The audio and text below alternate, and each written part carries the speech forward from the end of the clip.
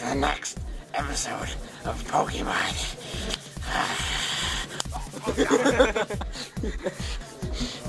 Sorry about that. Okay. I had to slap him out of the way. So today, our topic is going to be Hidden Power and the changes that are going to come to Hidden Power strategies because of the fairy type and stuff. So good. Go away, please. Well, let's just talk about like the basic history of Hidden Powers. I mean, it started really obviously starting from the competitive standpoint. Everything pretty much started in 4th Gen because that's when Wi-Fi was released. And to be completely honest, Hidden Power, Ice, Ground, Grass were the most popular because just the things that were popular at the time, like Heatran and Swampert and Dragonite and stuff like that. But, over the game changing, 5th Gen, it was all about HP Fire and then random bug on Keldeo for Celebi, but that was about it. And I feel like this gen's going to be really just going to have a lot of differences from last gen when it comes to Hidden Powers.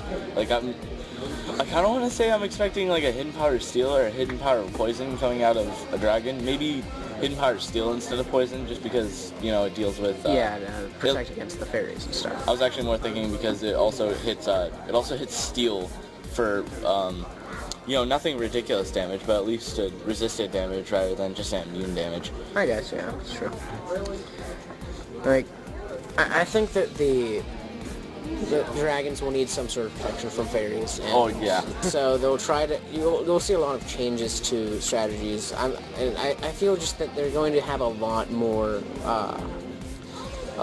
hidden power strategies than anything else. Because dragons, they do tend to have a lot of types that they can actually learn, but some of their best moves are the dragon type moves, and they can't use those on fairies. Yeah, and I think this gen's gonna be really based around what moves you take for different walls. Last gen it was all about Fire Blast and then your dragon move, and then some coverage moves such as Earthquake or something like that. But with Fairy coming into the game, they're gonna have to include something for that too, which just kind of makes you want that 5th move slot. But you can't really do that if you're gonna run Dragon Dance. If you're on Scarf, it's really just not going to be able to set up on your opponent, which is something that's really important with dragons. Yeah, and the one thing I am curious about is, Mega Garchomp. You can't have an item other than the Mega Stone held to Mega Evolve, which was recently confirmed. And I'm wondering if people are going to Hidden Power that or give it some sort of other move. Yeah, that's going to be interesting when this whole meta pans out to see how it turns out. But I'm just giving my general predictions, to say the least. I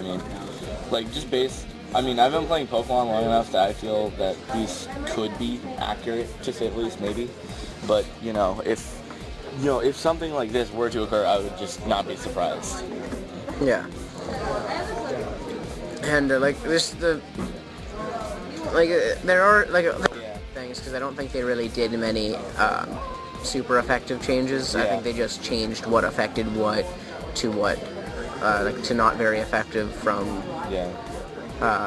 going to normal effectiveness from not very effective. To be completely honest, I still think Steel's going to be really good, especially with this new edition of Fairy. I mean, it just gives more Pokemon that Steel's going to hit for super effective damage.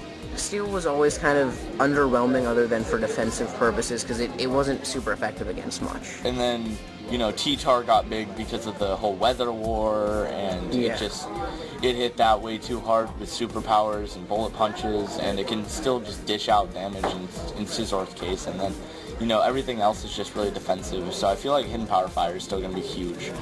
Yeah.